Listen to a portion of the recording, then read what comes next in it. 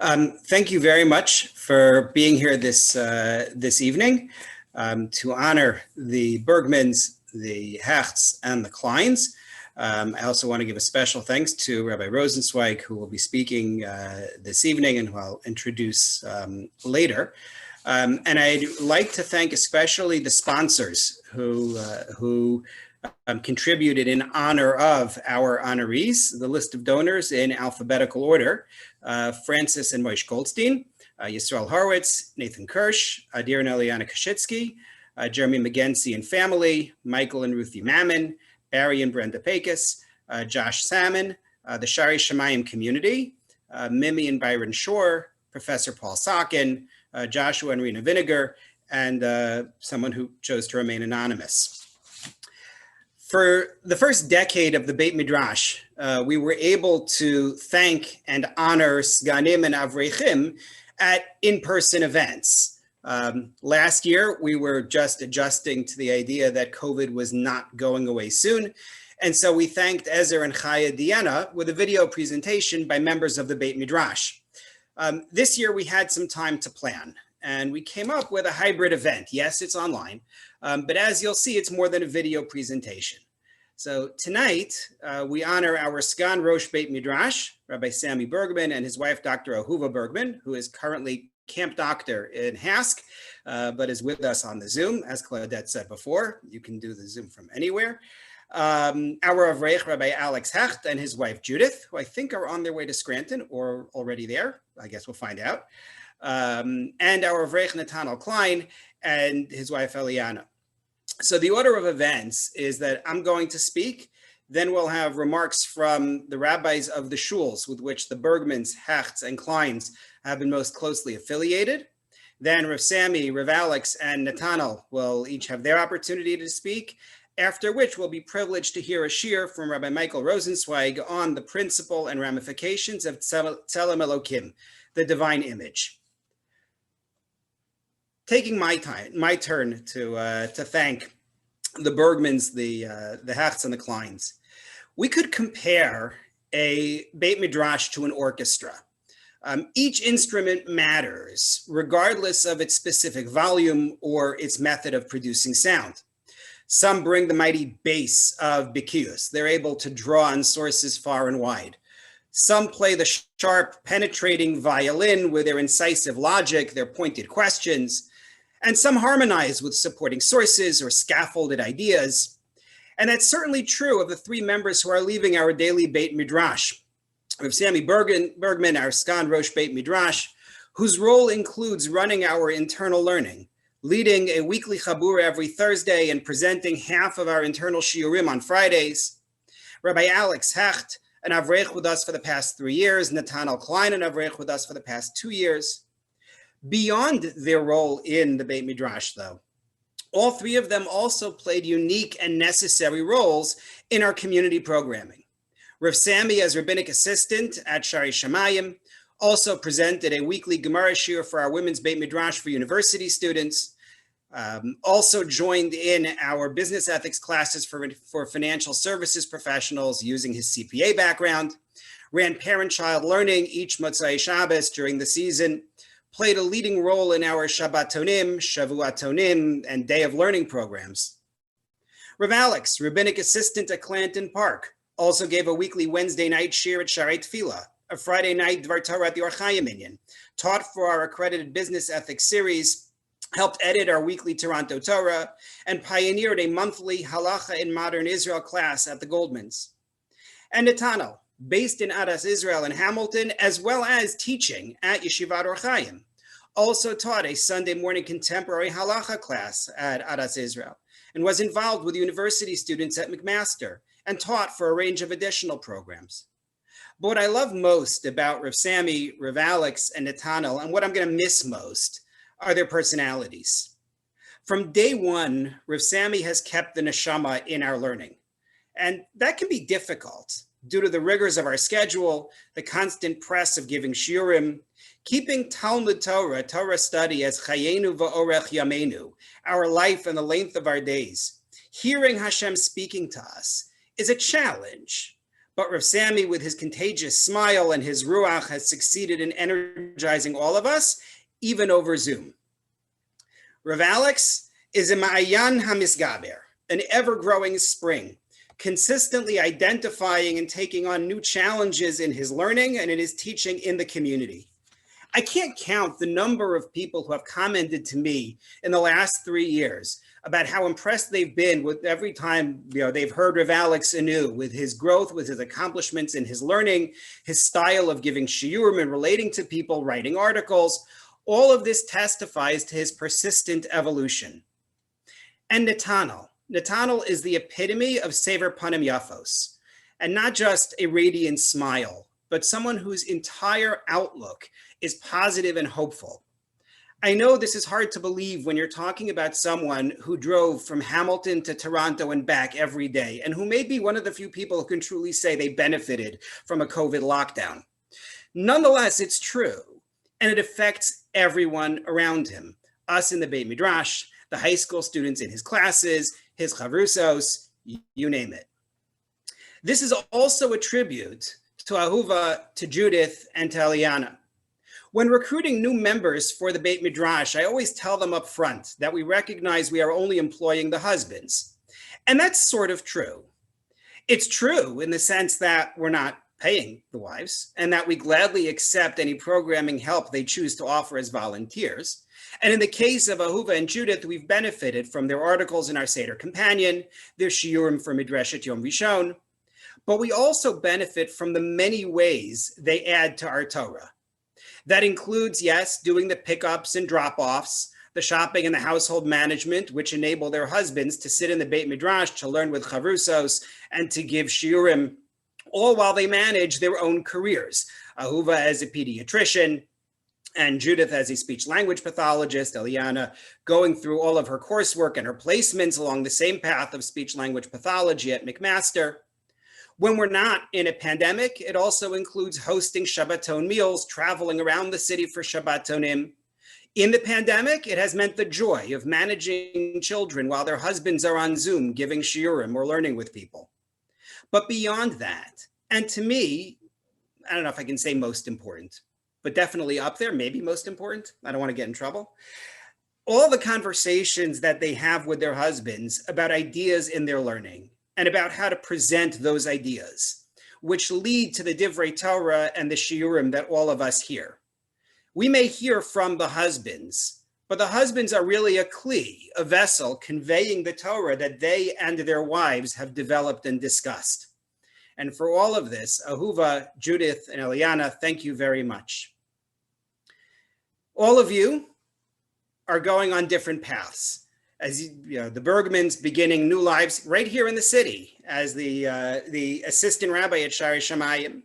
The Hechts beginning their new lives in the rabbinate in Scranton, Pennsylvania. And the Kleins returning to Israel.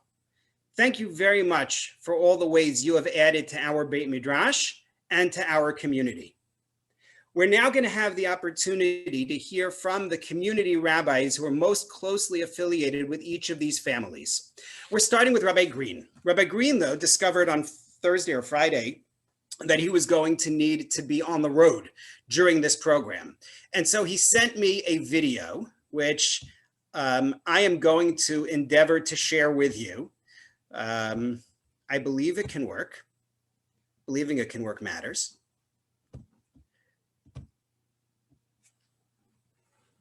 Okay, here it goes. Second. And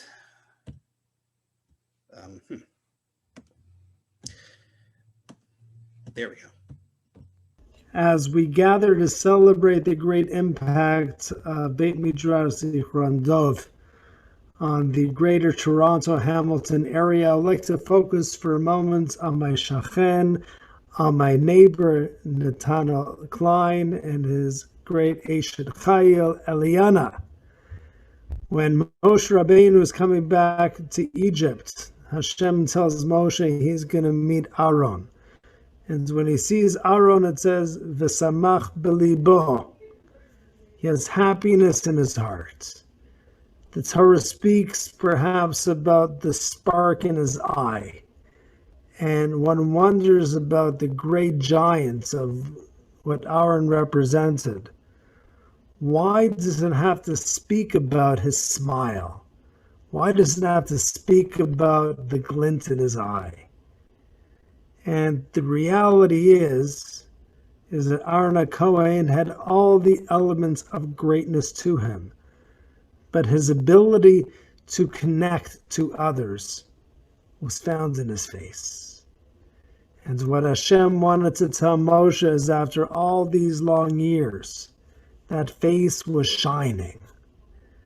When I think about Netanel and when I think about Eliana, I think about people who, when you meet them, they have that exuberance of life. They have that shine in their eyes, and they have that ability to connect to other people in such a genuine and authentic way. Netanel is a person who is able to not only disseminate Torah on the highest level in a very clear and concise way, but it is a Torah chesed in that when you see it coming through his ishiyut, the personality, through that essence that he has, it's something which is a tiferet, it is truly a splendor. And we give not only a bracha to the Beit Midrash, but we give a bracha to the Klein family, that they should both continue to be able to exude the essence of what our Torah represents and be able to impact people with their great authenticity and the great personalities that they have in order to be lahagdil Torah ula'adira. Mazel tov. I hope that worked and everyone could see it. Okay. I'm also glad, Netanel, that he picked out the same trait. It's always good when we're on the same page. Okay. Thank you very, very much then to Rabbi Green. I'm glad he was able to provide us with that video. And now we turn to Rabbi Zev Spitz of Clanton Park to speak about the Hechts. Thank you so much. And thank you for the opportunity. I was going to wear my jacket, but I've seen Rabbi Torchiner so many times giving shiurim without his jacket on. Of course, tonight he's wearing a jacket. I've seen the Avrechim. It's like a thing for the kollel. You don't wear a jacket. So Baruch Hashem, Rabbi Green did not even wear a tie. So I feel like I'm just at home. But really, thank you so much for this chus and the opportunity to share a few words. Thank you to the kollel for everything that you've done for me personally and for us on a communal level, both at the Beit and here at Clanton Park. I wanted to share a short thought from Rabbi J.J. Schachter, one of my Rebbeim, in honor of Rabbi and Rebbitzin, Alex and Judith Hecht. He mentioned that when you speak about fanaticism, extremism, zealotry, especially in today's contemporary society, it doesn't rub people the right way, and rightfully so. And yet we know that Pinchas, at the end of 2 weeks ago Parsha and yesterday's Parsha, goes ahead and kills a man, a Jewish man, and a Midianite woman who are engaged in immoral activity. And HaKadosh Baruch Hu commends Pinchas for the act. You zealously avenged my vengeance among them. And we know that he goes ahead and he goes so far as to grant Pinchas a bris kunas olam, a covenant of eternal priesthood, a bris shalom, a covenant of peace. And therefore it seems like fanaticism, extremism, zealotry is actually praised by HaKadosh Baruch Hu. Furthermore, when you contrast this, you contrast it to Eliyahu. And we know, interestingly, that Chazal say that Eliyahu and Pinchas were one and the same. But when it comes to Eliyahu, he also acted with zealotry. He single-handedly challenged King Achav, Izeva, the 450 priests on Har Carmel. And we know that, of course, he slaughtered them. And HaKadosh Baruch Hu comes and he says, Kano kinesi. But yet, says Rabbi Schachter, he points out that HaKadosh Baruch Hu doesn't then give gratitude. He doesn't give praise. He doesn't give reward. He says, now go back to where you came from and anoint someone else, Elisha, to be the prophet, to be the Navi. And the question is, what's the difference between what Pinchas did and what Eliyahu did, especially since they were one and the same? What's the difference? Why was one of them praised Pinchas and one of them was not praised? And he answers that the difference is the context in which these both events occurred. If you want to judge whether zealotry is appropriate, you have to consider the context and the circumstances in which it takes place. Pinchas lived in a time when most of the Jews were committed to HaKadosh Baruch Hu, were committed to the Torah. He lived in a time where the society was intoxicated with HaKadosh Baruch Hu. There was man, there was the well, there was the cloud, the Anani HaKavod, and therefore, when there's immorality, when somebody steps out of bounds, you have to go ahead and need a dramatic act of extremism and fanaticism that's necessary to get rid of anybody who's going to go against what the Hamonam, what the majority of people are doing. And yet at the times of Eliyahu were very different. They were in many ways, he says, like our times, when the majority of Jews, unfortunately, are removed from HaKadosh Baruch Hu. There was a society that worshipped idols. And today, of course, we have a lot of people who unfortunately don't feel HaKadosh Baruch Hu's presence in their everyday life. And in such a world, zealotry doesn't work. Extremism doesn't work. What's necessary in such a world is calmness, sensitivity, gentleness, bridge building, and reconciliation. And that's why when it came to Eliyahu, who was zealot, when he was a zealot in his time, it was inappropriate, says HaKadosh Baruch Hu, because in his time and in our time, the way to relate to people is with the sweetness of Torah, not with zealotry, not with extremism, but with the sweetness. If there's one midah with which I would describe the Hecht, it's ehrlichkeit, it's menschlichkeit, it's calmness, it's sensitivity, it's gentleness, not in a loud way. Some rabbis, and they're matzliach in their own way, but they're very loud, they're very out there, they're the center of attention. That's not the way the Rabbi Alex and Judith are. They're very quiet, they're calm, they're sensitive. They do things in a very ehrlich way. And it's what made you, Rabbi Alex and Rabbi Judith, so beloved in Clanton Park and throughout Toronto, because you had your own way of doing things in such an ehrlich way. And while I wish that we would have had more non-COVID time together, our time together this year was obviously not what I wish it would have been. I'm confident that you and your gentle, calm, menschlich, ehrlich way will be very matzliach in Scranton, Pennsylvania, and wherever life takes you. May you continue to go mechayil lechayil as you continue to inspire your kahila and all of us as well. Mazel tov, tzeis shalom, and we wish you much hatzlacha, and we look forward to visiting you on our way down to New York on Tuesdays and Thursdays when the pizza shop in Scranton is open. So looking forward to seeing you then. Thank you very, very much, Rabbi Spitz. And we now turn to Rabbi Strauchler from Shari Shamayim to speak about the Bergmans. Thank you very much, Rabbi Torchiner, and thank you all for being here to show honor to the Beit Midrash Zichron Dov as we celebrate the accomplishments of this Beit Midrash, and we say goodbye to some wonderful Avrechim and a Skan Beit Rosh Beit Midrash. So let me begin by acknowledging everyone within the Beit Midrash, to thank Netanel Klein, to thank Rabbi Alex Hecht, and to also Yedidi, Rabbi Sammy Bergman and his Ahuva as well, as they take this next step in their journey. And I'd like to share and frame my remarks within a pasuk from this week's parsha, in which Moshe Rabbeinu looks at the command to say goodbye, to climb the mountain of Har HaYevarim, and he looks to Kadosh Baruch Hu and he says that I can't go. I need to first make sure that there is someone to take over, to be able to continue the legacy and not allow the Jewish people to be without a leader. And I want to focus on the phrase that Moshe calls forward in describing what it means to be a leader.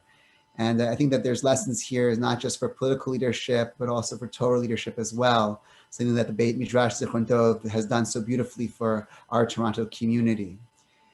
Moshe says, Yifkod Hashem Elokei haruchot l'chol basar ish al ha'ida. Let Hashem, the source of all the breath, of all the flesh, appoint someone over the community. Asher yitzei lifneihem v'asher yavo lifneihem v'asher yotzi'eim v'asher yavi'eim. Someone who will go in front of them and someone who will come before them. Someone who will take them out and someone who will bring them in. Lo tiyeh adat Hashem kitzon asher ein lahem ro'eh. Such that the Jewish people shall not be like a flock of sheep which do not have a shepherd. In commenting upon this pasuk, Rashi notes the phrase Asher Yitzei Lifneihem, that our expectation of our leaders are not like those of other peoples, in which the king stays at home and allows the army to go off to battle. Rather, we expect our leaders to be in front of us, to be able to guide us and to be an example for us in all that we do. And this model of leadership is something which is reflected not just in war, but also in Torah as well. That we look for our teachers to be people who will go before us in demonstrating what it means to be an Oved Hashem. And this role is something that Moshe, Yoshua, and all of the great Rabbanim throughout our history have been able to accomplish, to be able to be madrichim, not just in terms of what it is that they say, but in terms of what it is that they do. And this is something which has been a great asset of what it is that the Beit Midrash Zichron has done within our community. And it's something that I would like to underscore in reflecting upon the contributions of the Sgan Rosh Beit Midrash, Rabbi Sammy Bergman. Everything that was said about Rabbi Bergman in terms of his warmth, in terms of his smile, in terms of his engagement, this is MS. But I want to speak about something more, and that relates to the level of Torah learning that he's brought to Shari Shemayim, and the intensity with which he teaches the Torah that he does. It's not just warm, it's also with a great deal of passion and intensity and depth. And it is that ability to be Yotzei Lifneihem, both in terms of a certain Ruchniut, Asher Ruach Bo, but also in terms of the content of what it is that he's bringing forward, what it is that he's being motzi, what it is that he's taking out, what it is that he's being mevi. And it is my bracha to Rabbi Bergman, he takes this next step within his career, that those strengths be there to be able to guide him and his family and his community as he's able to, God willing, take and to bring forth much wonderful Torah, but also much wonderful Ahavat Yisrael, as he's able to be Mekarvan La Torah. Yashar Kol Chacham to everyone, and thank you to Rabbi Bergman. Amen. Thank you so much. Thank you very much, Rabbi Strauchler. And now for the rebuttals, we turn to Rabbi Bergman and Rabbi Hecht and Netanel Klein. First up, our Sgan Rosh Beit Midrash, the leader of our internal learning and so much of what we do in the community as well, Rabbi Bergman. Thank you all so much. Does everyone hear me? Amazing. First of all, I want to just thank everyone for being here today. It's really wonderful to be able to celebrate what we've accomplished together with so many people on a Sunday night. Independence Day for the Americans in the chat room, nonetheless, and I greatly appreciate each of you who was able to make it here today. I'd like to take this opportunity to begin with some thank yous, and the first thank you always goes to Ribono Shalom, the creator of the entire world, who brought Ahuva and I to this wonderful community and enabled us to do one of the most wonderful things that you can do, which is to spend time trying to teach Torah and to inspire others. And I'm eternally grateful for that and for everything HaKadosh Baruch Hu has given to us. It's customary to be poteach bechavod achsania, to open with the honor of the host. And how do you open with the honor of a host of a Zoom room? But in the greater context of our host being here, I'd like to thank generally the greater Toronto community, but specifically Ellie and Renee Rubenstein and all those who support Beit Midrash Zichron Dov with all your contributions and all your donations and everything that you put into Beit Midrash Zichron Dov to allow us to do what we love to do, which is to learn and to teach Torah and to educate and to inspire. So thank you, all of you who have contributed to that endeavor. Let me continue by thanking my family. It's a really wonderful thing to come here to Toronto, but it's worth recognizing that we came to a new country. And as much as that was my decision, it was also my wife's decision and my children's decision to follow me along to a new place where they really were not familiar with anybody. And thank God it's worked out very well, but I'm so appreciative of their willingness to come along and join us here in Toronto. So thank you to my Isha Chaya Ahuva and to Miriam, who just ran away right when I was about to thank her, classically, and to Devora, who my little 10-month-old, who's probably on the car on the way to Camp Hask right now. Thank you so much. And also specifically to my in-laws and my parents, I believe my in-laws are on this call. I didn't think it would be that difficult to visit from New York to Toronto over the last 2 years. I really didn't. And thankfully we had a few months where it was a little bit easier. but we made it through, and I know that it's not easy to have your children and grandchildren far away, and we'd love to be able to meet you soon again. But thank you so much for allowing us to do this and all the support you've provided for us throughout the years. Moving on to the people we couldn't do without, and I personally certainly couldn't do without, and that's all of you who've attended my shiurim and learned with me over the last 2 years, whether certainly the Shari Shemayim community. I'd like to thank specifically Rabbi Strauffler and Rabbi Diamond for being there to mentor me. And even today, as I accompany Rabbi Strauffler to an unveiling, I so highly value every minute that we've gotten to share and discuss, and I greatly appreciate the wisdom and experience you've shared with me. I will greatly miss you as you return to America. So thank you so much for that.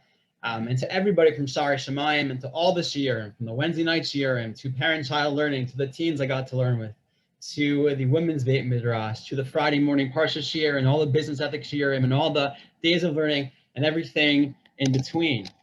And so specifically my chaverim, the fellow Avreichim, Rabbi Alex Hecht, Netanel Klein, Ezra Diana, Chaim Metzger. It's been such a pleasure to learn with you, to learn consistently with you in a group. And to that end, I'd like to put a quick thought in Pirkei Avot. In the 6th chapter of Pirkei Avot, the Mishnah discusses 48 kinyanei Torah, I believe, 48 ways that you can acquire Torah learning. And one of those is dikduk chaverim, which can be, I think, most accurately translated as intensive learning among friends.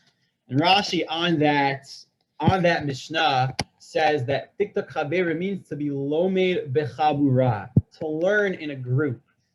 And Rav Yaakov Emden also on this Mishnah writes how when you learn with people that you're close to, that you've developed a relationship with, that you have confidence in, and that you have such a pleasure being around, then you can really be medakdik. You can scrutinize every single word, and you can attack each other's arguments, and you can yell and scream at each other, because you know it's all from a place of love. It's all from a place of trying to understand Torah and building those relationships. And to everyone who's been to any of my shiurim or learned with me all my chavrusas over these 2 years, I think that beyond just the educational aspect of it, we see from this Mishnah that Torah is a way of building communities and friendships. It's not as a coincidence that you call your learning partner a chavruta, which essentially means a friend.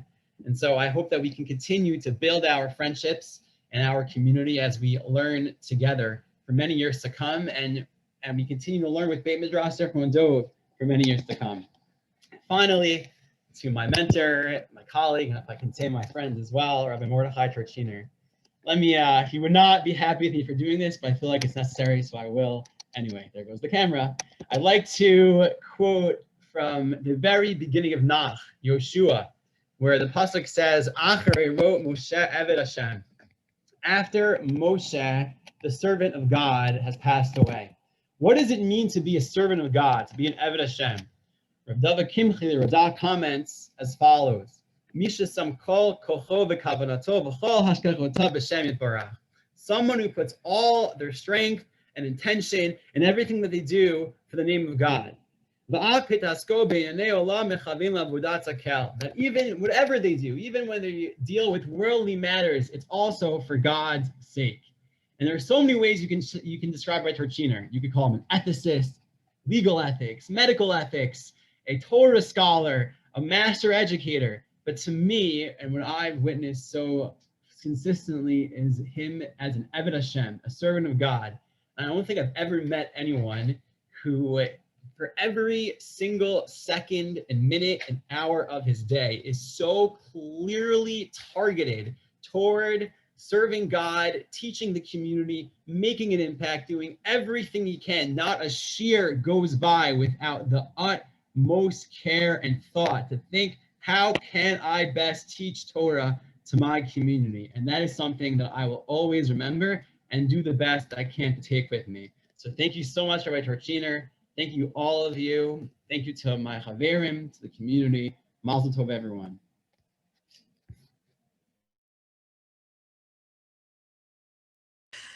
Oh boy. Thank you, Sammy. I'll talk to you later. All right. Next up, Rabbi Alex Hecht. Thank you so much, everyone, for coming out. I really second everything that Sammy said, which means that that can be a little bit shorter. But I'd also like to, first thank my wife Judith, who has supported me from the beginning and supported this endeavor from the beginning, and particularly with the difficulties of the last year, both through her encouragement and through her supporting, through taking care of the logistics and really everything else, has enabled me to do whatever I've done, and anything that you received is really a credit to her. Also, like to my parents and my in-laws are on the Zoom, and I know, as Sammy said, even the move to Toronto, it was difficult, but particularly in the past year and a half, I know it was particularly difficult for them. They, Baruch Hashem, had a grandson, but who they didn't get to see for some time, and I know that was difficult. But I think also whatever we were able to contribute here is a credit to them, because I know that they very much supported the importance of what Beit Midrash Zichron Dov does. And particularly like to express gratitude to the different community institutions that gave me the great merit to teach, to Clanton Park, to Clanton Park Synagogue, to the Or Chaim Minyan, to Sha'arei Tefillah, as well as the broader Toronto community. And I'd like to thank also my chaverim, my friends, and my chavrusos, and even just thinking back on the things I've learned, the lessons in life, the Torah that I was able to learn the last couple of years, it really rang true, the statement of our sages, Harva Torah Lamadati Merabotai, that I've learned much Torah from my teachers, Yoter Mehem, and from my peers, my colleagues, my friends more than them, Mitalmida Yoser Mikula, and from my students even more than them. So between my colleagues here, and then really all these categories are mixed. That your friends, your teachers, your students are also your teachers. That you learn more from them. I told my charusas this, and it's certainly the case that I've learned much from my teachers here, my colleagues, and from my friends. Actually, when thinking about what to say in this short time for remarks, after planning 4 things to say over Shabbos within a move, so I realized I should probably think of something to say here. And when I was reflecting on that, it kind of just occurred to me, I got some clarity about a Mishnah that had always perplexed me a little bit. And it's a Mishnah in 6th chapter of Pirkei Avos, where it records a dialogue with Rabbi Yossi ben Kisma, who encounters someone from a town, and the person from the town says to him, Rebbe, Ratzoncha shetadar imanu bimkomenu, our master, would you dwell with us in our place? And instead of responding that, what a kind gesture, and I want to hear more about the position, he says, even if you give me all the silver and golds and stones and all the wealth in the world, I would only dwell in a place of Torah. So he kind of just blows them off. And this is troubling, because you'd say why these people wanted someone like Rabbi Yossi ben Kisma to move to his town. Why couldn't he say that, well, this place could develop into a place of Torah? Why did he just react negatively and show disinterest in moving there? And I think the reason could be is they asked him, do you want to shadad or imanu? Do you want to live with us in our place? And it could be that these people were essentially asking, it'll be to our benefit, it will make our community more prestigious if we have a certain figure in our community, or a certain institution, or certain programs. We can put it in the community, in the community directory. We can have a bulletin. We can have we can say we have such and such individual, we have such and such institution, and that will add to our community. But they said to him, would you live with us? They didn't say, would you teach us? Would you learn with us? Would you grow with us? And when thinking about this, it really became clear to me that all of the Toronto community and even beyond who supports Beit Midrash Zichron Dov supports it in a way that beyond just we think this institution is important, we want it for our town, we want it for our community, but is engaged in it in a way that shows that they really want Toronto on a whole our community within Toronto to be a makom Torah, to be a place of Torah, to be a place where we all grow together.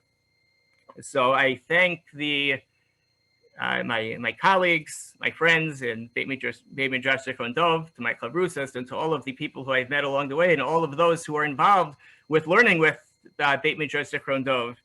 I'm very thankful for all the opportunities you've given me, and I'm very excited for all of the continued work and learning that will happen within the Toronto community. Thank you very much, Rav Alex. And Netanel, you're up. Thank you very much, Rabbi Turchiner and Rabbi Green, for your kind words about me and Eliana. I wanted to share a brief thought about one of my favorite ideas when it comes to Torah learning. So in Parshat Re'eh, the pasuk says, "Ki im el hamakom asher yivchar Hashem leshachnot hidrasho uvata shama." Look to the place that Hashem will choose, and you shall seek him out and come there. And many commentators wonder, why isn't that we don't have more clear instructions as to what this place is that Hashem dwells? Whether physical or spiritual location, why we don't have more information. The Ponevezher Rav Yosef Shlomo Kahanman, Zichrono Tzadik Livracha, suggests looking at a different area of halacha to try and find a possible answer. So in this week's second half of the doubleheader, Parshat Masei, and also in Parshat Shoftim, it speaks about the Arei Miklat, the cities of refuge.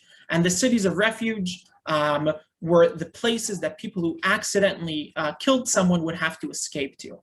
And the pasuk there says in Parshat Shoftim, "Tachin lecha haderech v'shilashta et gvul artzecha." You need to prepare the road and triple the width of your land.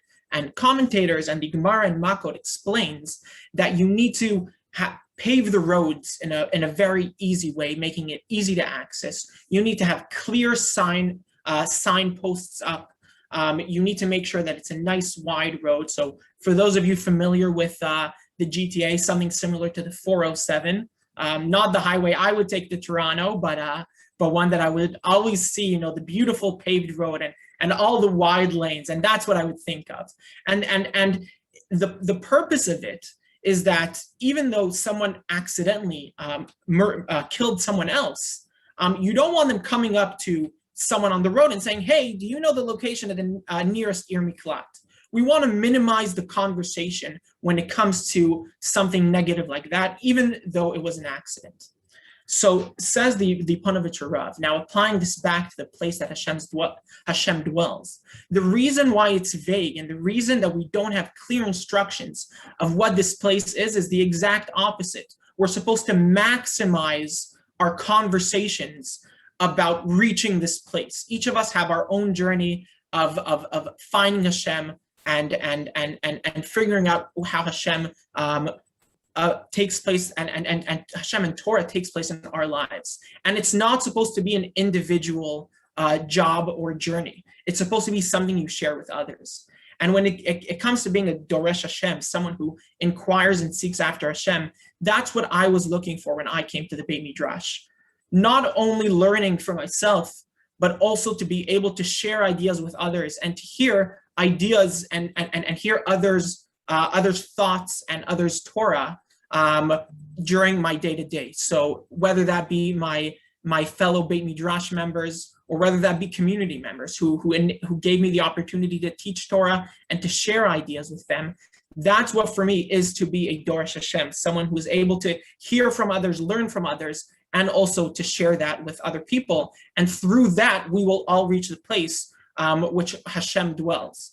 And with that, I would like to thank those who made this all possible. Of course, Rabbi Turchiner for giving me this opportunity, and my fellow, the Sgan Rosh Beit Midrash, my dear friend Rabbi Sammy Bergman, my dear Chavruta Rabbi Alex Hecht, and of course my fellow Avrechim Rabbi Chaim Metzger and Ezer Diana. And thank you for always being able to share your thoughts of Torah with me, whether from your shiurim or from our daily learning in the Beit Midrash. And it was always enjoyable for me to be able to share my thoughts with you. And of course, thank you to all the community members, whether from Hamilton or from Toronto, of attending the shiurim, of always asking questions and inquiring and following up from shiurim and enabling me to grow in my Torah. And of course, lastly, I would like to thank my wife, Eliana, who made this all possible with our move to Canada. Thank you for all the credit of my commute, and the reward I get for going to learn in another city all goes to her, according to the Gemara. So thank you very much.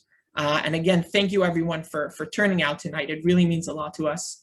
And I look forward to, Bezrat Hashem, hearing more Torah shared and learned from all of you.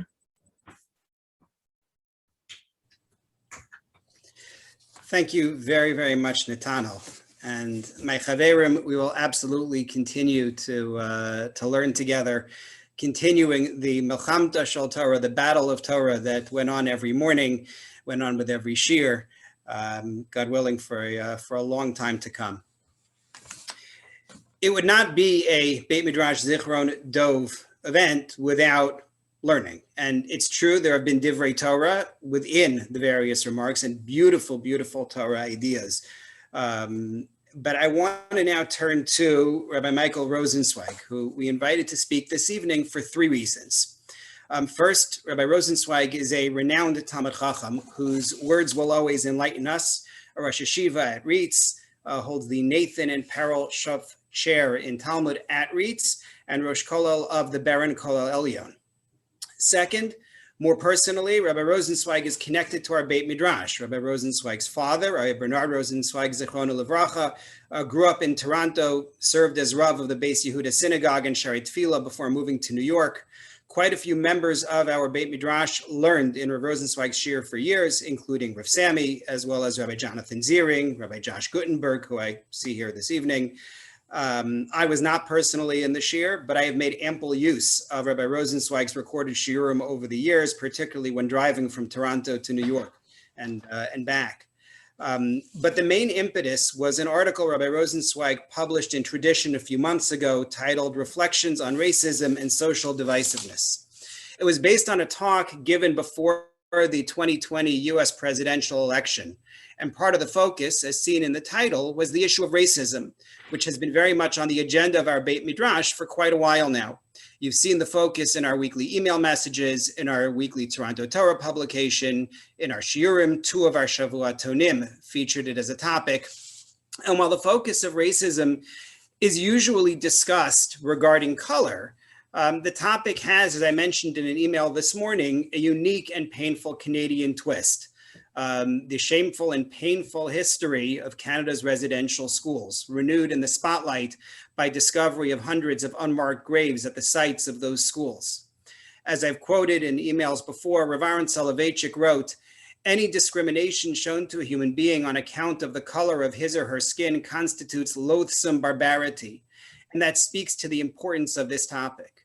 So for all of these reasons, Rabbi Rosensweig's stature as a Talmid Chacham, his personal influence on our Beit Midrash, and the importance of his topic, I'm excited to present Rabbi Rosensweig and the topic of the principle and ramifications of Tzelem Elokim, the divine image.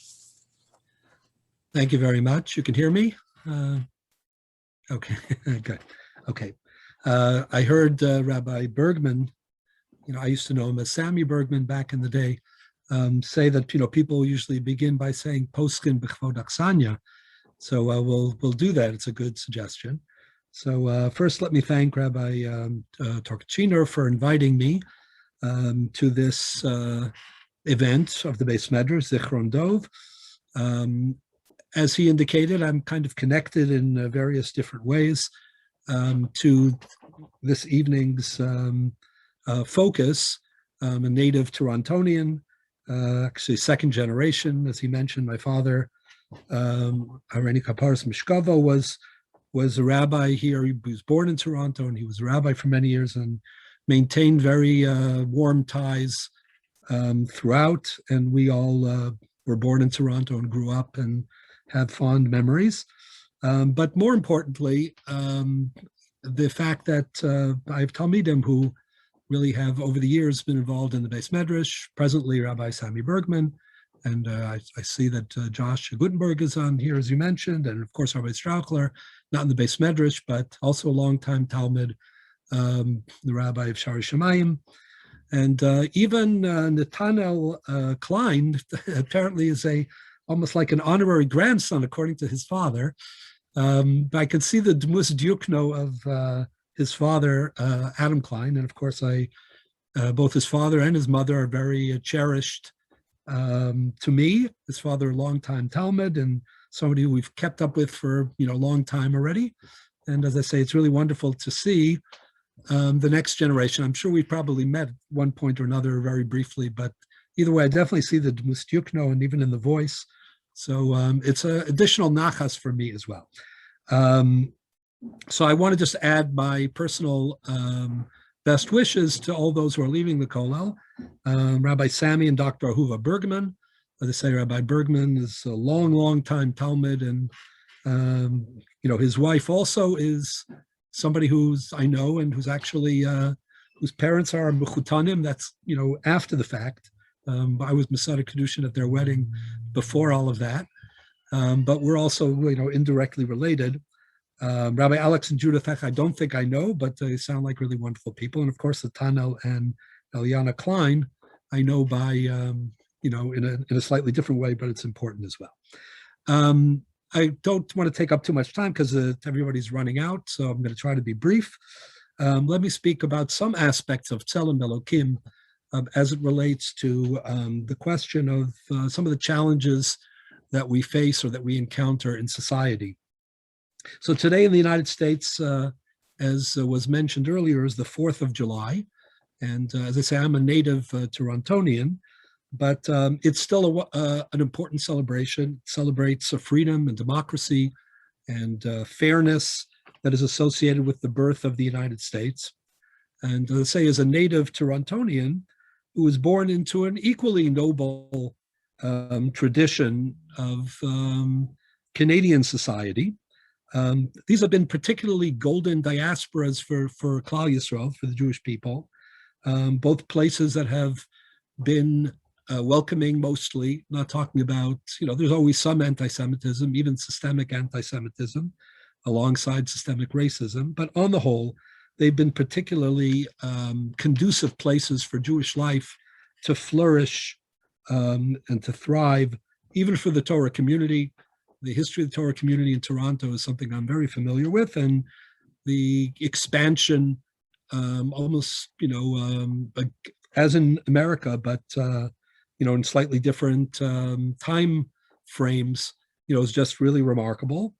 It's important to acknowledge all of that and to express, deep hakaras hatov, not to take for granted two countries that really reflect values that are very consistent with the principles of Sheva Mitzvos B'nai Noach, the standard for the non-Jewish population, and of Tzelem Elokim, which I will discuss briefly. Indeed, many facets of these societies, led by often, not always, but moral and fair-minded and admirable individuals, not always, but definitely often, ethical leaders accentuate the broader value of a universal man who is endowed, with the image of the Ribono Shel Olam, of God, with Tzelem Elokim, that uplifts his stature, that differentiates him, from the rest of creation and from the rest of the world's creatures.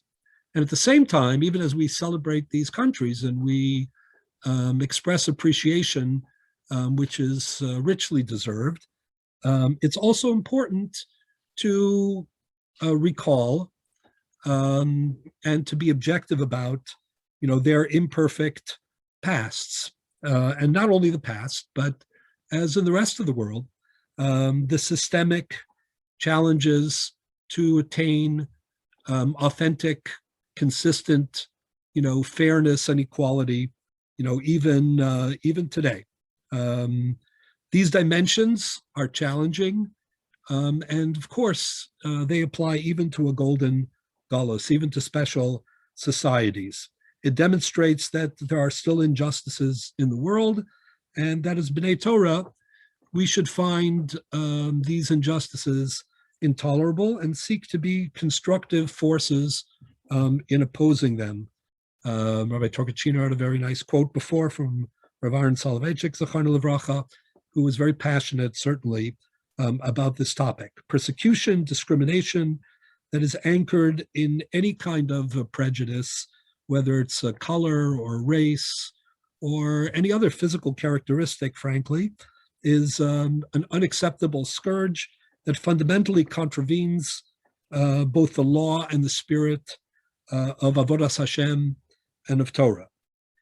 This is true when it comes to the United States, particularly when people speak of the blight of the history of slavery, even from the beginning of the Republic, and the continued systemic inequalities that exist, that have become such a dominant part and dominant theme in the political and cultural life of the United States, especially in the aftermath of the killing of George Floyd and other incidents.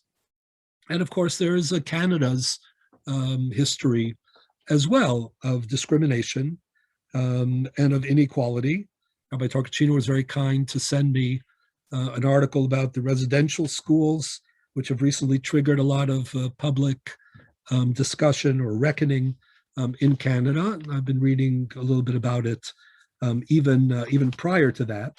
So even the golden guluses, you could say, are certainly not bereft of challenges and very serious blights that threaten an otherwise exceptional record.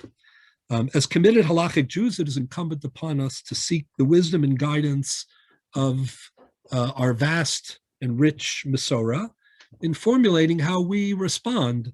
What policies we project for ourselves, and especially internally as a matter of chinuch in our own communities, as well as being a force for good in the broader discussions in society, in the marketplace of ideas.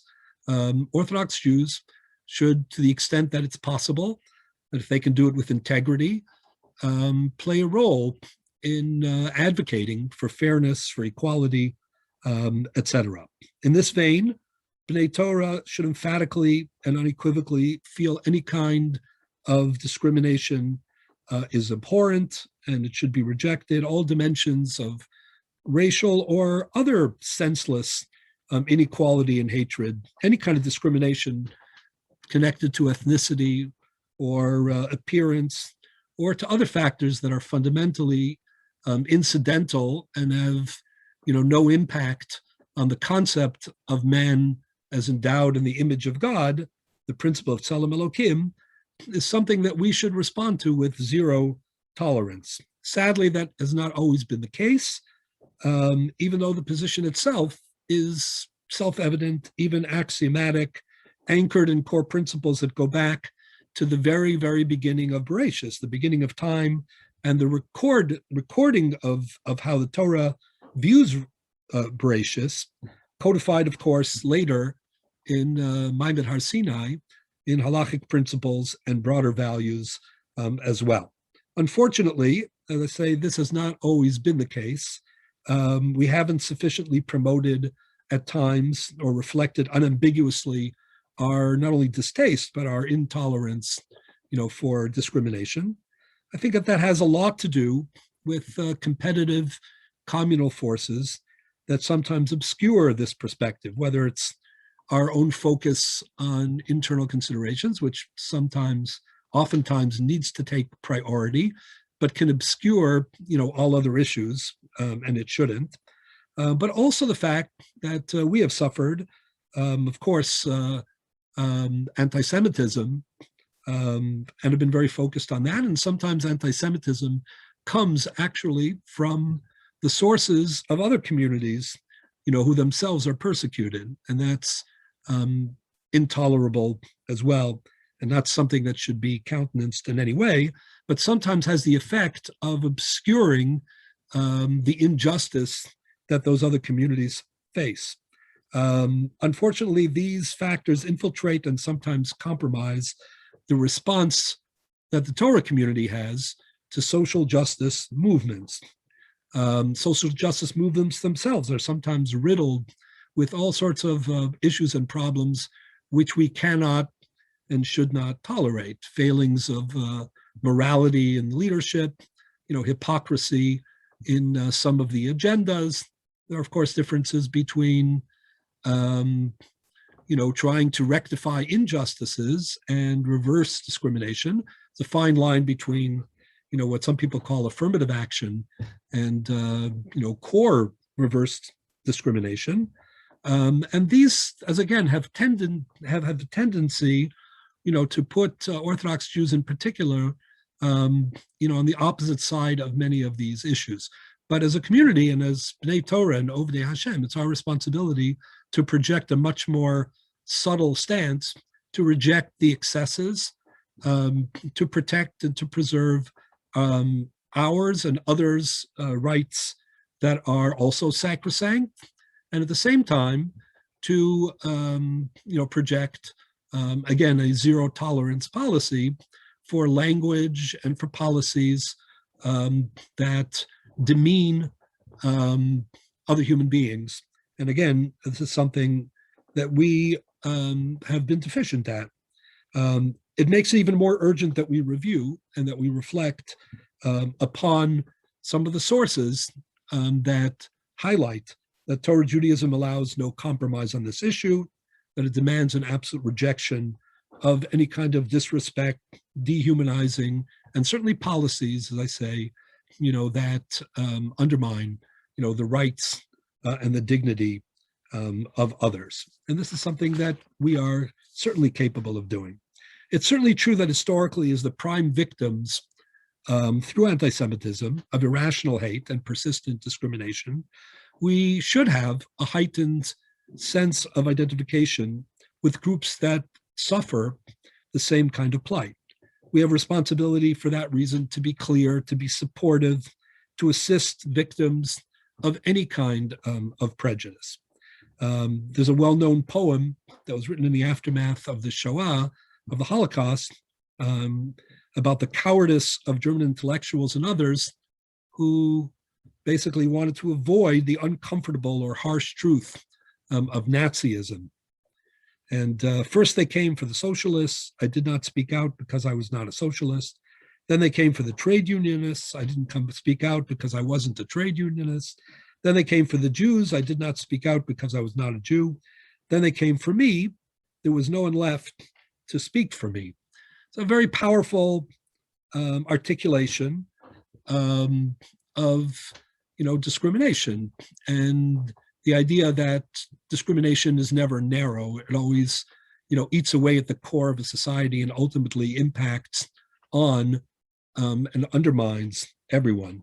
As the prime world victims of discrimination and hatred, being sensitive to that cycle that ultimately undermines all people's protections, making everyone vulnerable, is something that hits home. It resonates very much with us. However, that's the pragmatic side, and it's important. But it's important, it's critical that we emphasize that we have a much more principled foundation for our emphatic rejection of that toxic philosophy of discrimination or inequality. The far more compelling basis for our absolute obligation to oppose fiercely racism, discrimination, is the principle of tzedek, of emes, that stands at the center of the halachic system and of halachic life, which is acutely sensitive and precludes any kind of tolerance for that kind of victimization.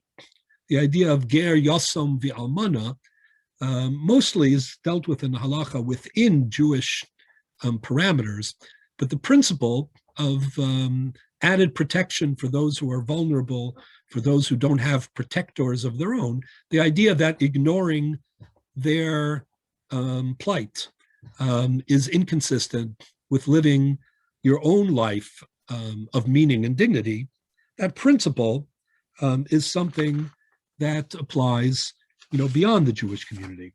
And therefore, it needs to inform our sensitivity to and our sense of activism. The idea of kiger ha'isa be'eretz Mitzrayim, the fact that we have, ourselves experienced what it means to be dehumanized, what it means, to be victimized, that is something that remains in our consciousness, historically and in a very deep way, and in a way which triggers a normative response, is a principle that applies within, of course, but also applies in the relationship between the Jewish community and individual Jews and the rest of the world as well. These themes are primarily and normatively inner themes. Point is, they reflect values whose impact transcends the details themselves. But of course, the primary anchor for opposing any kind of inequality and dehumanization of any individual goes to the very beginning of Bereshis, as I alluded to before. The concept of Tzelem Elokim, the divine image of humanity. Of course, the psukim in the very beginning of Bereshis establish this principle. Vayomer Elokim, Na'aseh Adam b'tzalmenu kidmusenu, v'yirdu b'dgas hayam ba'of hashamayim, v'behema u'b'chol ha'aretz, b'chol remes haromes al ha'aretz. This phrase of Tzelem Elokim, the image of God, is something which, of course, we don't have that much time this evening, we can't go into all of it, but something that triggered enormous interest, intrigue. It challenged all of the Mefarshim. Of course, theologically, the idea of equating man and God, in terms of the mold of creation, the image of creation, is shocking, to the extent that there are those Mefarshim who actually suggest that you have to reread that pasuk. Rashi actually in Avos, the Ibn Ezra quotes this as a yesh Mefarshim in his Perush al Torah. It appears here and there, suggests that the word Tzelem Elokim doesn't really mean the image of God. It means God created man in man's image. That's a way of avoiding the theological implications of equating, man and God, which of course is completely unacceptable. However, that makes it even more fascinating and significant that most of the Farshim do not go that route. And while some still suggest that Tzelem Elokim is a reference maybe to Malachim, which already is a transcendent stage, man in the image of the angels, the truth is that the majority view, notwithstanding the implications and difficulties, actually elevate man's purpose and status and potential to something that is God-like, literally Tzelem Elokim. Of course, at the same time articulating, what it does not mean, certainly not an equation in any way, to divinity, which is beyond our comprehension, our grasp, never mind our attainment. But it's fascinating to note that while this pasuk in Bereshis is the first and the foundational articulation of the Torah of the concept of Tzelem Elokim, that it is specifically the psukim in the beginning of the psukim in Noach that in some respect received even greater attention.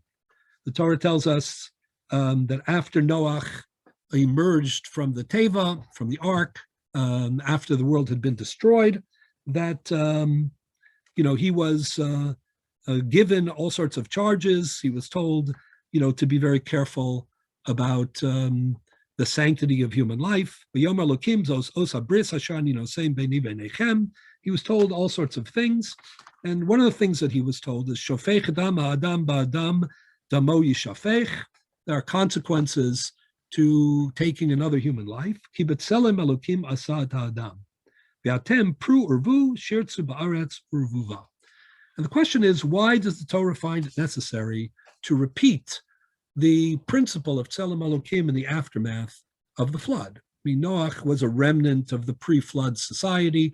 His children had the same DNA, as he did and as Adam Arishon did. Tzelem Elokim was not something that was ever revoked. Why the second parsha? More to the point, it's fascinating that the Mishnah in Masechet Avos, Perek Gimel Mishnah Yudaled, says that Chaviv Adam Shenivra B'Tzelem, man is beloved for he was created in the divine image. And then, when the Torah wants to quote the pasuk, the idea of the divine image, it doesn't quote from Bereshis, it specifically quotes from Parshas Noach. And the question again is why? Why quote Noach rather than the more formative original pasuk, the pasuk at the moment of creation? Certainly that would be the one which would highlight the telos, the purpose of man. Why not quote that pasuk? But it's also fascinating, and I think that when you multiply anomalies, you sometimes find an answer to the riddle. I believe in that anyway. That the Mishnah goes on to say, I'm going to read it in English because I know there's a larger audience, that in the same Mishnah which begins, beloved is man for he was created in the divine image, the Mishnah continues, Chaviv Yisrael, beloved are Yisrael, for they are called Banim Lamakom, the children of God. And then Chaviv Yisrael, that they received a precious vessel, Kli Chemda, which is a reference to the Torah. This Mishnah is very fascinating. First, why does it quote the pasuk in Noach? But what does it mean by integrating, firstly, Chaviv Adam Shenivra B'Tzelem, a universal idea that applies to all of mankind, beginning with Adam and then going on to Noach, but in the very same Mishnah, with the very same language, a very similar language, Chaviv, Chaviv, Chaviv, Noda Chavivuso, etc., now referring to Banim Lamakom, the children of Israel, and then even more specifically, those who are committed to the totality of Torah life, those who receive the Kli Chemda, the Torah, from Sinai. What is the relationship between these three? Why are they integrated in the same Mishnah, and why is the Mishnah invoking the pasuk in Parshas Noach in the aftermath of the Mabul rather than the original pasuk? But I think that the answer is as follows. The Mishnah is telling us something very profound. And that is, as much as for the Jewish people, and this is true, the Torah supplants the 7 Noahide commandments, and as much as, in some respect, history for the Jewish people begins anew with Avram Avinu, the Av Hamon Goyim, the first Jew, as much as the Torah as law, both in terms of its comprehensiveness and in terms of its, demand, the specific values that are embedded in all of the multifaceted norms which provide guidance in all aspects of life. That's what this Beit Midrash is really all about, studying and teaching all that multifaceted Torah Misinai to the community. As much as that becomes dominant, in the end of the day, it doesn't completely eclipse, or to say more accurately, it is built still on the foundation of Chaviv Adam Shenivra B'Tzelem. In other words, that the universal aspect of man doesn't compete with the particularistic obligations of the Jewish people. There's no competition. At the end of the day, whenever the two compete, the particularistic, overrides. But at the same time, the universalistic component remains a critical foundation stone and anchor. It becomes sanctioned as a foundation for the entire system. It's an internal factor. And that's what the Mishnah in Avos is telling us. It's telling us that before you can get to the point of Chaviv Yisrael Shenikroim Banim Lamakom, or even speak about the Kli Chemda, you first have to go to the foundation, Chaviv Adam Shenivra B'Tzelem, what we share in common with the rest of mankind, the idea of being endowed Tzelem Elokim, which is something which all human beings share. This idea, then, that there are 3 concentric circles that overlap each other, the universalism, the particularism of Bnei Yisrael, and the even greater particularism of those who are devoted to its teachings in a very aspirational way, that represents the ultimate, this triple combination, if you will, this triad is really the foundation of an ambitious, aspirational life that achieves ultimate value, beginning with Tzelem Elokim, going further to Banim Lamakom, and then becoming Ovdei Hashem. The Maharal of Prague, in a very interesting comment, says that the second and third rungs intensify and are intensified by the first. In other words, it's not simply that, we have Noahide type obligations like a universalistic component, and then we also have particularistic ones, various levels, but rather the overlap implies that there is a mutually enhancing relationship between, the first stage and the second and third stage. It goes in a reciprocal way in both directions. For this reason, it's important then to revisit Tzelem Elokim. Tzelem Elokim was never eclipsed, never replaced, and remains an anchor in everything that we do, albeit one which is amplified and intensified by Maimed Har Sinai, by what took place at Sinai, namely the full comprehensive giving of the mitzvos, the fullness of the values of the halacha. It's fascinating that there's a fundamental debate about what Tzelem Elokim essentially means. It's noteworthy. I hope I'll come back to this a little bit later, but hopefully within our time. What is our time frame, by the way, Sammy? Hopefully, the program is scheduled to end at 8:30. Okay, yeah. We will, I always end on times, Always, Rabbi.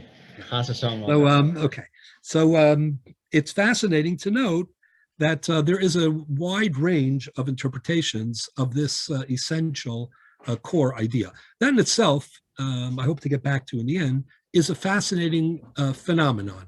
Namely, the Torah, perhaps formulates like the most important description, man's purpose, man's nature, man's essence, and there can be, a tremendously, wide spectrum of understandings of what that means. How's that conceivable? There's no internal hint as to what Tzelem Elokim means. Tzelem Elokim is a challenging phrase. It challenges us theologically, as I mentioned before, and it challenges us in terms of substance. And clearly the Torah had this intentional ambiguity in mind. But the question is why? So I hope to get back to that point as well. But what's fascinating is if you look at the mainstream Mefarshim on Tzelem Elokim, so a range does emerge. Every aspect of that range is relevant to all human beings. Although I don't have time to demonstrate this because I do have to finish on time to keep my, my record going, I guess.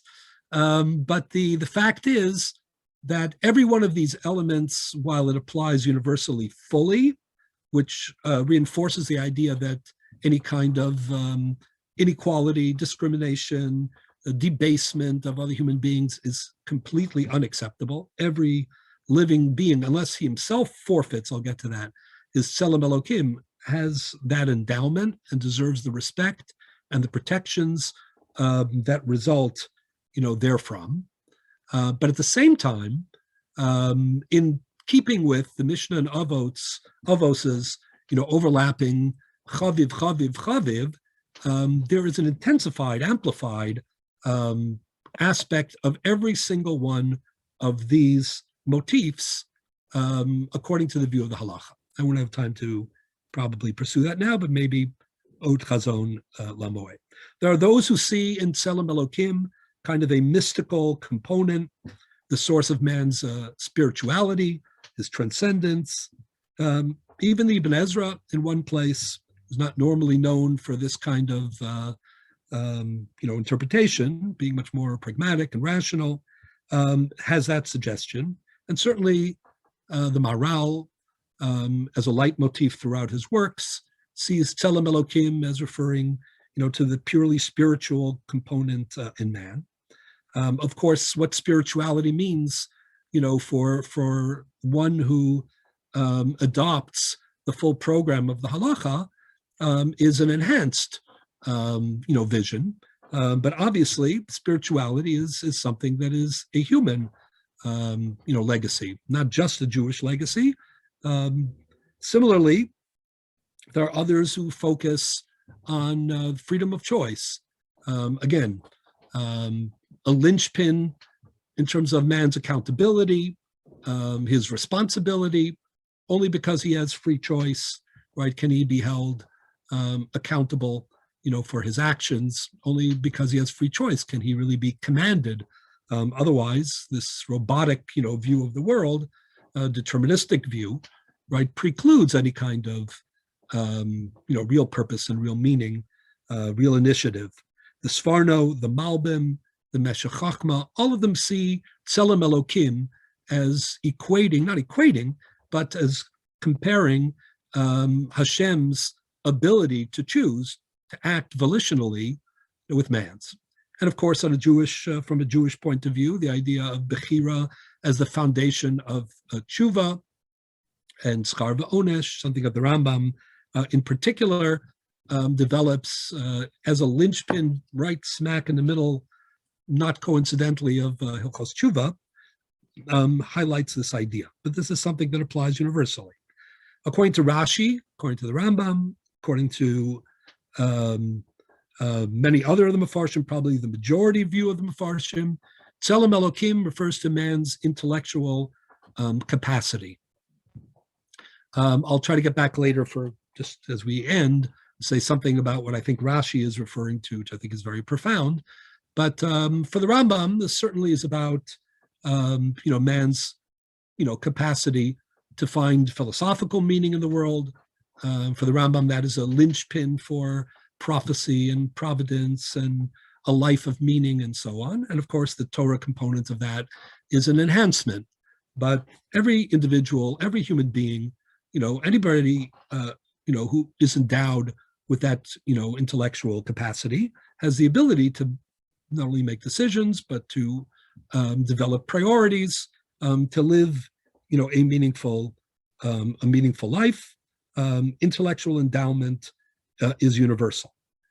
Others emphasize man's dominion, his capacity to impose his will on the rest of nature. Sajagon, actually the Psukim themselves in Bereshis, and a little bit in Noach, reinforce this idea.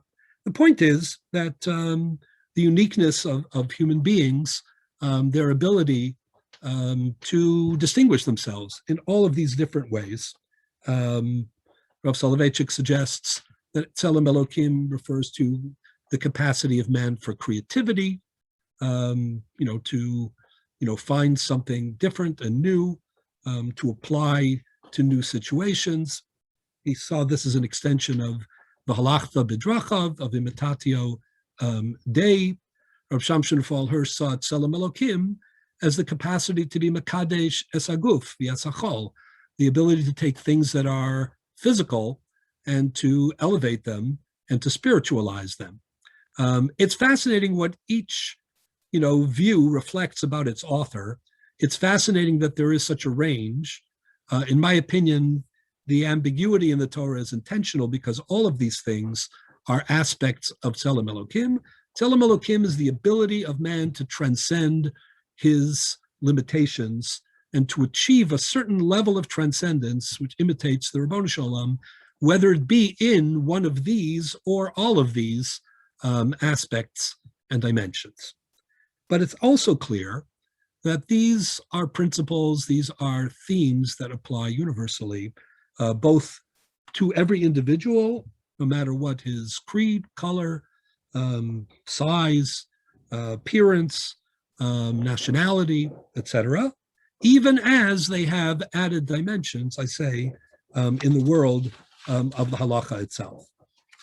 When it comes to the creation of man, the Torah tells us that it was afar mino adama, and Chazal, consistent with this, again, dual, perspective, tell us that on the one hand, the afar min adama was collected from arba kanfos haaretz, implying a more diverse and universal, aspect, even as the suggestion is equally made that it came from the makom of the Mizbeach, or the makom of the Kodesh Kodashim in the Mizbeach, something very halachic and particularistic.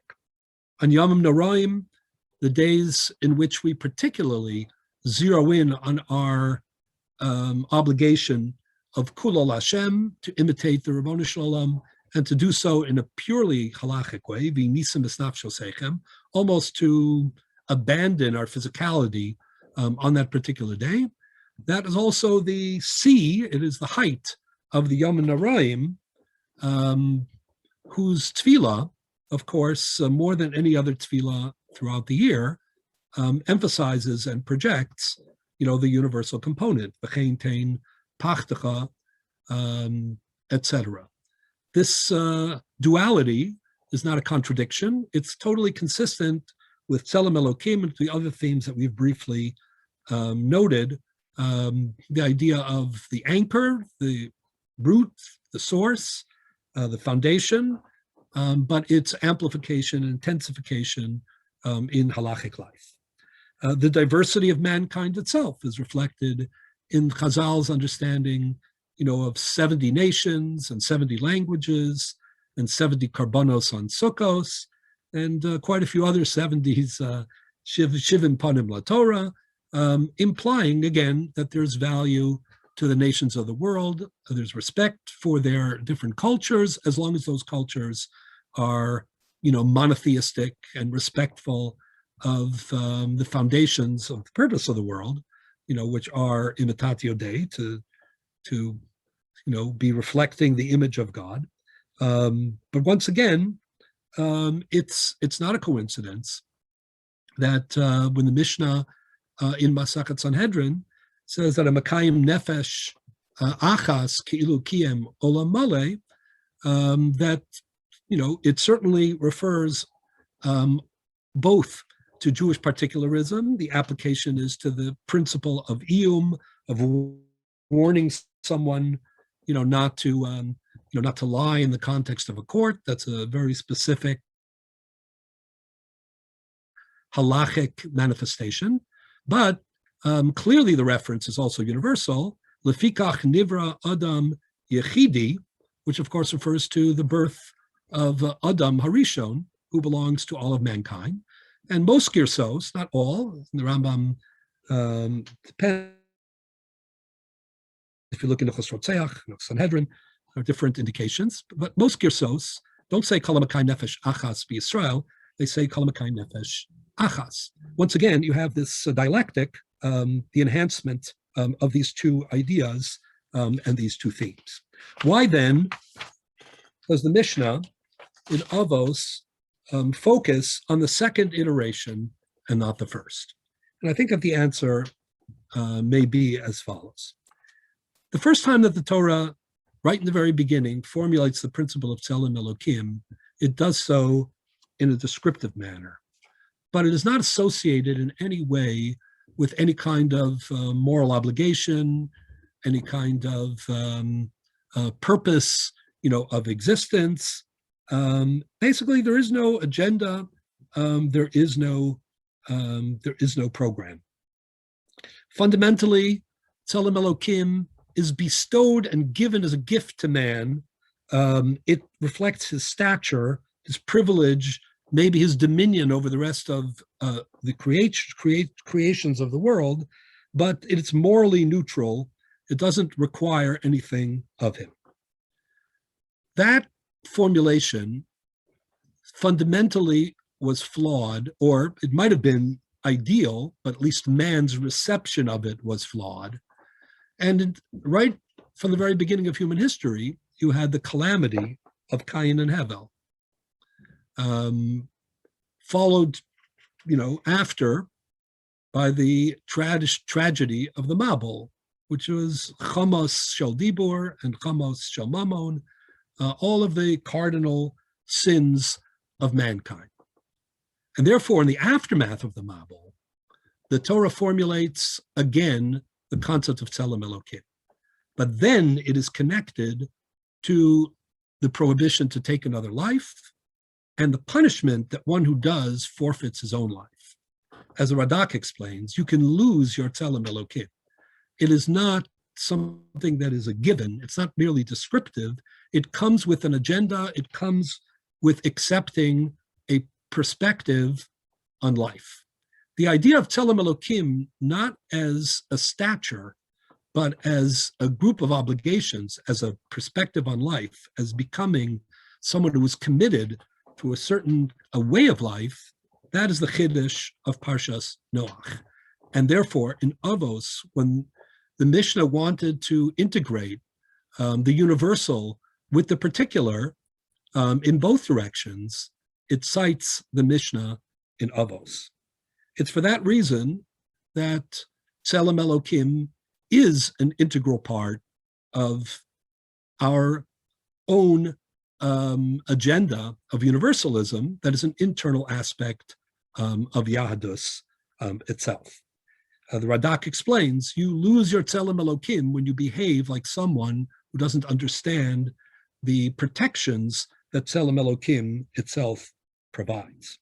And consequently, as an antidote to the Mabul and to the Kain Behevel, of course, even more enhanced by the larger commitment of Avram Avinu, the Torah tells us, Chavivim Adam Sheniver B'Tzelem, Chaviv Adam Shebanim Yisrael Shebanim Lamakom, and even more so of the Kli Chemda. In the end of the day, I have to finish in another couple of minutes, unfortunately, but let me just leave you with the following idea.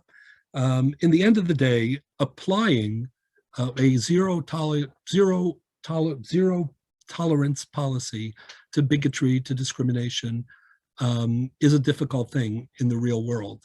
The principle is clear, but because politically it has become so tied up with other agendas, even the nobility of equality is something that can be hijacked, by different groups. Again, it can become, sometimes a tool in, implementing anti-Semitism, unfortunately.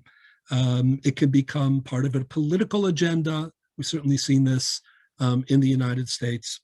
Torah Jews who want to be constructive and who want to be principled, but who also need to be balanced, who need to reject the cynical exploitation of noble causes like equality, that serve very, very different purposes, whether it's political correctness or reverse discrimination or other such policies, need to be very careful.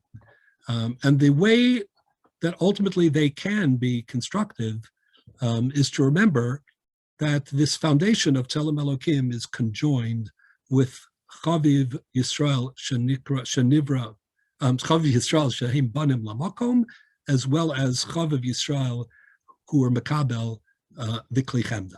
I just want to finish with Rashi's comment. It's fascinating that on Tzelem Elokim and Dmus Hashem, that Rashi uses the expression lahavin ulahaskil. Like the Rambam and others, Rashi sees Tzelem Elokim as referring to the intellectual capability of man, which differentiates him. But by using the expression lahavin ulahaskil, the Rashi also invokes what would end up being, right, the very particularistic modalities of halachic life to implement those policies of universal Tzelem Elokim. Lahavin ulahaskil echoes, of course, it reminds us both of Birchas Kriyas Shema, which is also Birchas HaTorah, and the bracha on Kriyas Shema is a bracha on Kabbalah Malchus Shemayim and Yichud Hashem, as well as some of the language of Shmon Esrei, the beginning of Shmon Esrei, Atah chonein la'adam das melamed lanosh bina, chanenu meitcha de'ah bina v'haskel. A beginning to the section of Bakasha, which I should add, is different from all the other Bakashos. There's no Bakasha in it. It's simply a recognition of the fact that Lahavin, Lahaskil, Lishmoa, Lalamed, that Tzelem Elokim needs to be the basis even of ordering our priorities when it comes to Bakasha. in a way, what Rashi is hinting at is that this universal idea of Tzelem Elokim and everything that goes with it, as we've been explaining, is something that is immeasurably enhanced by the guidelines, the directives, the details that are provided by our Masorah, by the Jewish tradition, by Kriyas Shema, by Tefillah, by Talmud Torah. This triad helps us to explain and to apply the other triad. So as we move forward in very challenging circumstances, whether it be in the United States or in Canada, there are no absence of challenges, in all venues. It's important that we be a community that is unequivocally principled, that opposes any kind of inequality and discrimination for sure, and that we implement our policies and apply them in a way that is consistent with those noble ideas. And we're able to do that by applying the broader principles of Jewish life, even as we engage the rest of the world and the problems of universalism. So I'm going to stop here because my time is up. I want to wish everybody Hatzlacha. Again, the point of this evening, as I understand it, is to to applaud the past accomplishments of those who are leaving, and to look forward to their contributions. And I think that the message of Lahavin Ulahaskel, which also drives our universalism as an internal factor, is something which I think this Beis Midrash, from what I understand, is really all about. That's really, it's Torah on its most serious and authentic level. That also should inspire and motivate, the highest application of halachic values, right, to our internal world, as well as to our universal responsibilities and obligations. So, Hatzlacha and Tilchu Mechayel El Chayel. Thank you very much. Thank you very much, Rabbi. Thank you so much for sharing. It's really a wonderful privilege to hear from you, and always, and especially today. Thank you all for joining us tonight. Mazel tov to Bergman's, Hechts, and Klein on moving on. Maybe continue for many years to get together and continue learning together. Everybody have a wonderful night and a wonderful week. Thank you. Thank you, Rabbi Rosensweig, and thank you, everybody, for joining. Thank